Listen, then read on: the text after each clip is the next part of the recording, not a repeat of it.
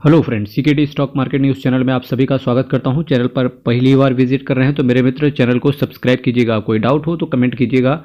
सबसे पहले आज मैं आपके सामने एक वैल्यू ओरिएंटेड कैटेगरी के म्यूचुअल फंड की बात करने वाला हूं। ज़बरदस्त रिटर्न इसने दिया है। इस कैटेगरी के अंदर नेट एसेट वैल्यू की बात करेंगे, 102 रुपये का है। एक साल में रिटर्न देखो 55% का CAGR और मैक्सिमम देखेंगे तो 20% का CAGR। जब भी वैल्यू ओरिएंटेड कैटेगरी के म्यूचुअल फंड्स की बात होती है तो वहाँ पर आपको अगर 18% से ऊपर का रिटर्न मिलता है तो डेफिनेटली वो एक अच्छा माना जाता है। 3 साल में बात करेंगे 27% का CAGR है और 5 साल में 23% का CAGR है। मैक्सिमम 20% का CAGR है। जबकि मैं मैक्सिमम CAGR बार बार ये बोल रहा हूँ, इसका मतलब है कि म्यूचुअल फंड के अंदर रिटर्न आपको चक्रवृद्धि ब्याज की तरीके से मिलता है, यानी कि कंपाउंड रिटर्न होकर के मिलता है। इस वजह से कहीं ना कहीं म्यूचुअल फंड में रिटर्न आपका बहुत अच्छा बनता है। इसके साथ साथ देखिए रिस्क म्यूचुअल फंड के अंदर आपका वेरिया ही रहता है। वैल्यू ओरिएंटेड कैटेगरी में इसको चौथा स्थान मिला है और वैल्यू रिसर्च ने इस म्यूचुअल फंड को 3 आउट ऑफ 5 रेट किया हुआ है। इसके साथ साथ गौतम भोपाल एंड वेणुगोपाल मंगल साहब आपके पैसे को मैनेज करके चल रहे हैं। 3 महीने में एब्सोल्यूट रिटर्न देखो 15% का है, जो कि डिसेंट दिख रहा है। 6 महीने में 27% का, एक साल में 55% का। एक साल में कोई भी म्यूचुअल फंड अगर आपको 55% का रिटर्न बना के दे रहा है तो डेफिनेटली बहुत अच्छा है।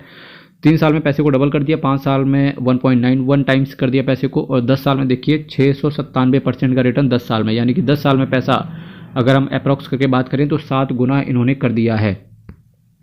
इसके साथ साथ जिस म्यूचुअल फंड की बात कर रहा हूँ उसका नाम है HSBC value fund direct growth. जी हाँ, HSBC value fund direct growth.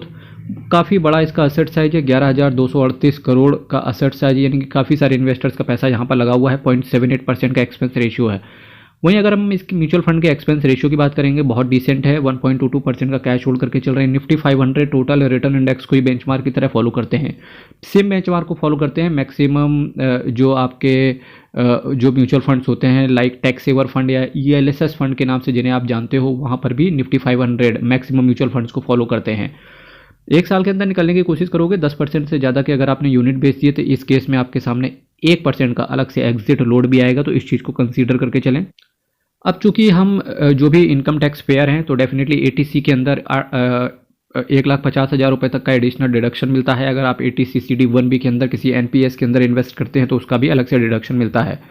Overall deduction की बात करें तो 2 लाख रुपए तक का डिडक्शन आप क्लेम कर सकते हो। तो 31 मार्च तक कृपया करके आप अपना ATC कंप्लीट कर लीजिए।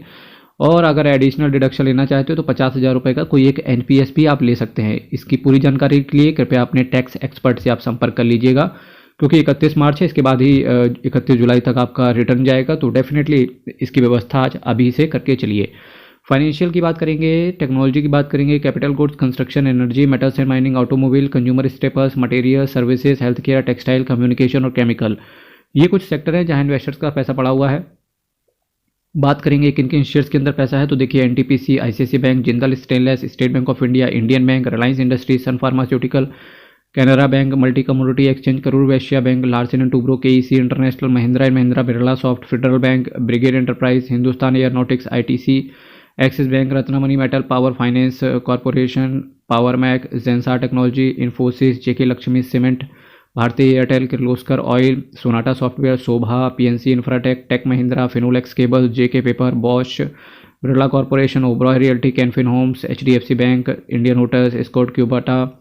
इसके साथ साथ KPR mill, Ramco cement, Varun beverages, K N R construction, Hindustan petroleum, Bajaj auto, GET&D, Coromandel international, Jindal steel and power. ये कुछ शेयर्स हैं जहां इन्वेस्टर्स का पैसा पड़ा हुआ है। इसके साथ साथ अगर आप कुछ और वैल्यू ओरिएंटेड कैटेगरी के म्यूचुअल फंड्स को जानना चाहते हैं तो इसके लिए आपको डेफिनेटली चैनल को सब्सक्राइब करना चाहिए और एक बार इन म्यूचुअल फंड्स का रिव्यू जरूर चेक कर लेना। SBI कॉन्ट्रा फंड, ये भी वैल्यू ओरिएंटेड कैटेगरी से आता है। JM value fund direct plan growth को भी चेक कर लेना। बंधन स्टर्लिंग वैल्यू फंड का भी एक बार आप रिव्यू चेक कर लेना। इसके साथ साथ अगर मैं HSBC AMC की बात करें तो 1,10,251 करोड़ का इनका असेट अंडर मैनेजमेंट है। टोटल ये 122 स्कीम को मैनेज करके चल रहे हैं। मेरे भाई चैनल को सब्सक्राइब कीजिएगा, वीडियो को लाइक कीजिएगा। हर हर महादेव, अयप्पा शरणम, हरि शरणम। बहुत बहुत धन्यवाद।